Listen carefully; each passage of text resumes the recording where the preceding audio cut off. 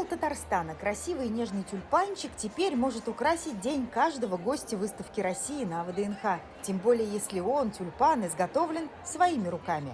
Но это не все. Конкретно это перчаточная кукла, да, потому что она надевается как перчатка. В нашем театре есть тростевые куклы, планшетные куклы, куклы Маппет.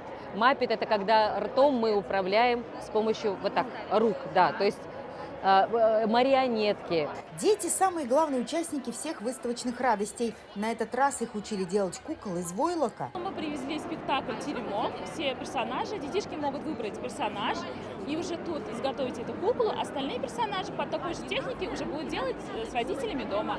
И у них будет свой маленький спектакль дома уже. За эти дни какие только активности не проходили на выставке, поэтому на ВДНХ всегда много гостей. У татарстанцев свои изюминки. Сразу могу сказать, во-первых, мне коренные жители очень понравились улыбками, осанками и доброжелательностью. Музыка, танцы, интересные идеи, ну и куда же без подарков? Никитина ВВ.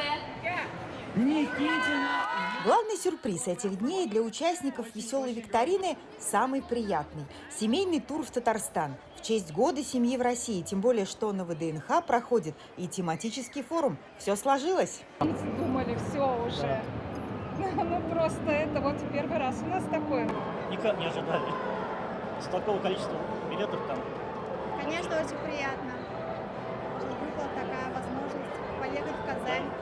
Таких счастливых семей, которых теперь ждут в гости в Казань, несколько. Самые активные уже составляют планы, что в республике хотят посмотреть в первую очередь. Например, Вера Никитина. В Татарстане до этого никогда не бывала. Самое время исправлять ситуацию. Я выиграла, я сама прям в шоке.